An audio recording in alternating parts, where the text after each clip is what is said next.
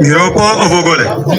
Yare jam Baba Deke. Ewa minun way. Indab dam Baba Deke.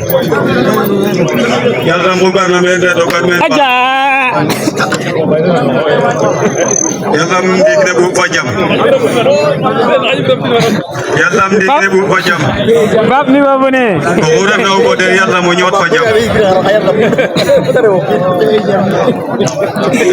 Anu gambar. Nun dik nun me ka nga xamne. Fakun fak ne me ke num la nune kam ko tokos. Foko don foko le raiden. Anu min diko sing lew yaro lowe. Mbogodan. Jabu yaro lo. Badara. Sangam dinu de. Deta na mo te wona bafta mbogodan fo asa kala de. Abida me ka yala ke. Fuga uno foge ade ro. Kaga takanga baf. Aba ba na katada kaduwe kam sa ko tunanim tane no.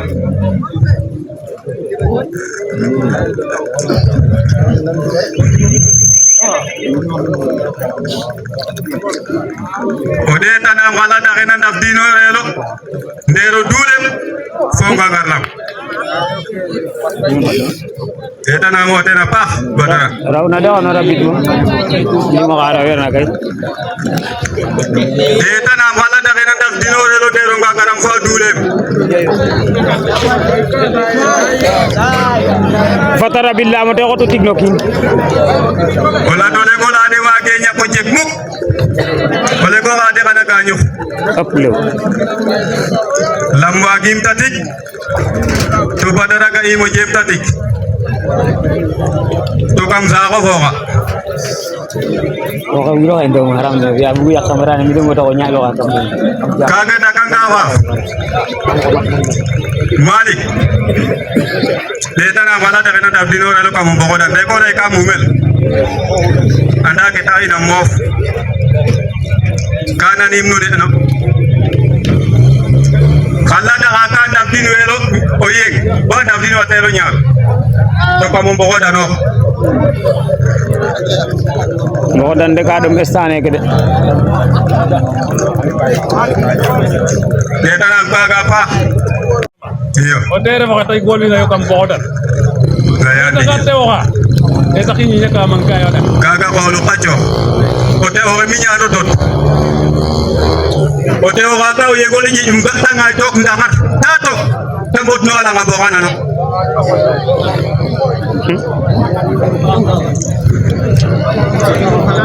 kaga dakanga fa atuna lena bafta da no ngai aroki da kam bogodan da no ngai manunde Oketa Davida ko fele dimle lamla tu dala si puat ma wala den tare ba de sengna fota bana okoro Ya sama dat wai. wala ma kana dat lamne ngo beret maga ga tare Wa ya sam dat wai. na chowle bayal na bogodan deta na mo tena pa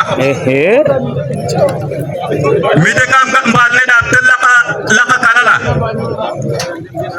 a jof me ngasa le waxe na maga to telo yaqo weda pa na mballe koy Dakaro rew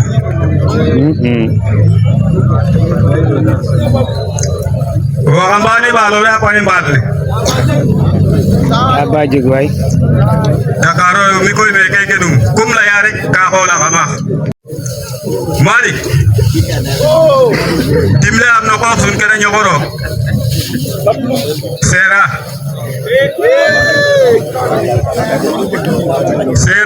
eta ko sun dik kene ñogoro mak fo de go koy mak na koy du koylam wa gaten dik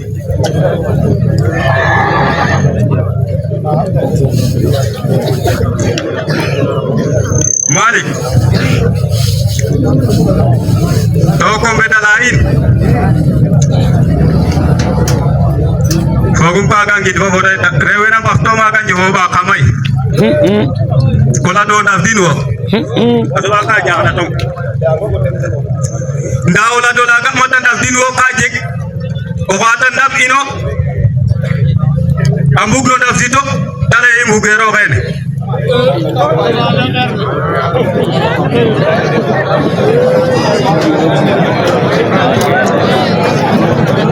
fere na koy adama jofata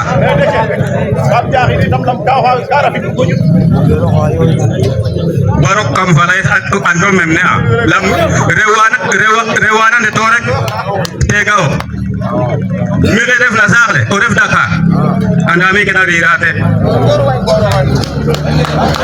kam ka tandam no foti gabel dale ndaf dikado o xene ga koy ma diga jof ka o korowa acuna to mi ke jada ta maka koro be andai chay mbak yo pamba ke koro mbak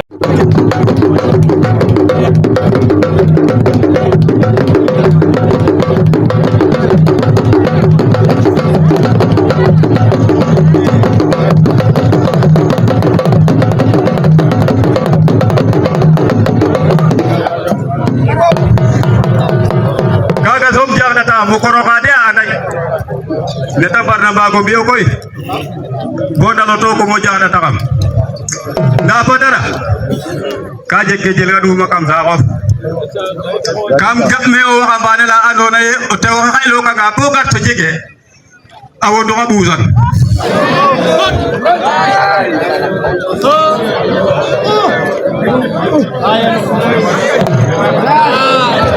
kam ga o tew xaylo ka ga bo rit to jege agara wondo abuzan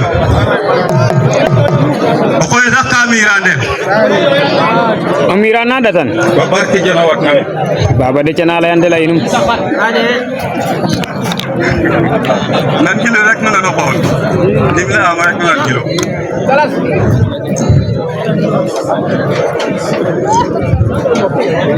badara o bafta nga binti mak bo fudo ka bi fala nderum fo kene pinala deta nam jeta le ref na maga ko roxe deta nam jeta le ref na maga to ko ro balo ke adoni joy o ko ro ko wa jay bujut aba fay bujut ka buk ka ta biswale ya ba bisu tigway ya ba bisu ka buk wa ta yontina de ya ba bisu dara way fatar way mot dong kaga jeta kon fafo badara ndero ndam fo ha ha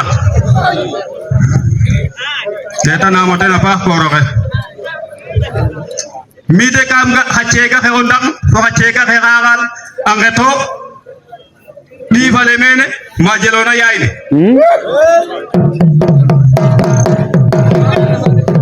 pexey ka koy pexey ɗiko pexey ka lengna o waxambane o la gen na o ndam fo jego la gen na o ndam te waral pexey na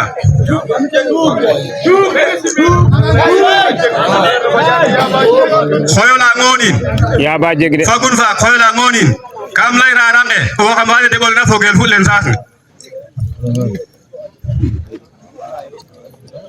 a jege wala no a jeg ay langale de in we nano de naf ken we ciñ de mi koy wax de yàlla ka wagri mo gor ke kam xaja bo tige ut rek som so goro lamo mata ka eska xola onana ngam timo guyit kam bugu bo sal tiki ke ndoko abala no in ke andona ye teta nga yo iso ko xolat no kayo kola lama yo bay de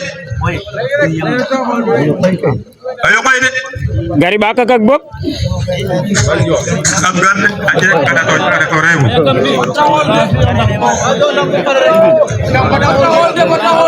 ondam ko wa ambane bang anu tanguru porno de maga baxtan tanu yo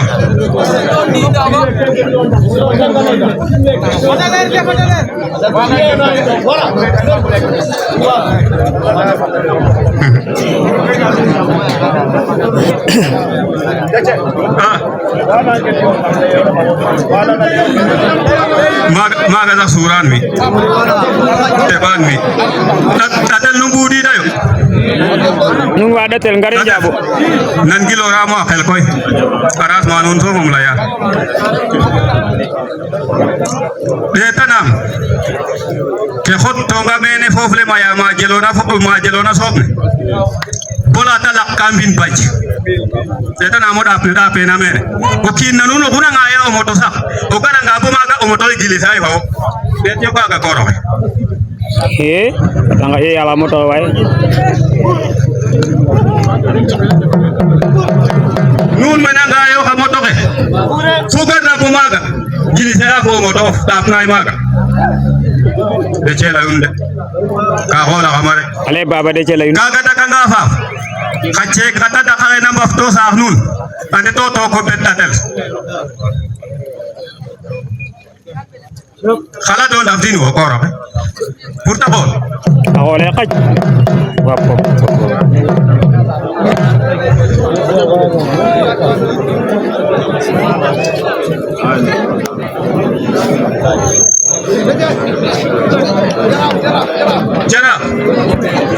Jara. Tatel. Kache kata da kare na bafto maga. Ande to ko betatel. Wala don dafdin wo. Kaga le ray o ref jaraf jegiro na mi buntu lamne im gon tomne agoni tu wiro jeg na mi buntu kam bukta le rek adami mom ka jeg jam jakam ke jak kerma layna fami ka ware rona lay fami fa barke jono wat nami man gono muluk ngapat Wow, cedo ka motor. kami awrai Kona cedo ka motor ka. barke bas wasan tim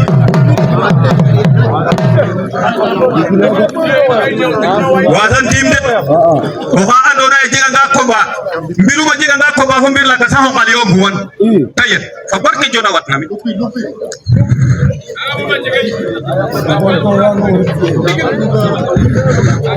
kene ta koy fatinde wona jam ak salam rek e nan giloro genal we ngar no meke faro ken so fa den defe ka fela normale ku tax na o refe ko ko ku tax na o xajo da nof gar te wit meke billahi ko waro nan gilo to koy refe o diwna nun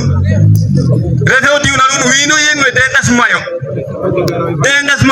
nun do koro fa bi ale den taje kita nyam no nun bon ba kengi mo ena ajegay to koy ka erero de nak ma ko so batero billahi ha kor hata ba khena baro nun nawle kenun billahi tere baro nun ko barki jono wat nami malik dakaro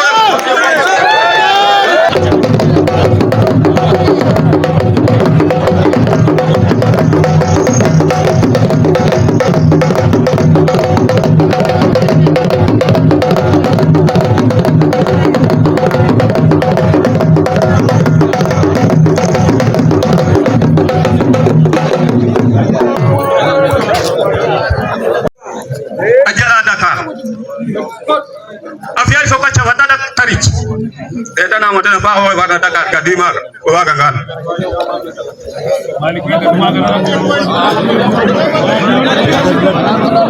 hajata taho zakyo kufi na so kacha watada adano javleng la oto yakot o yalum javleng la oto tarisu javleng la kai ena burtu javleng la wala wunde joka jala pa malik dimle am no waga so ngai waga ta gadi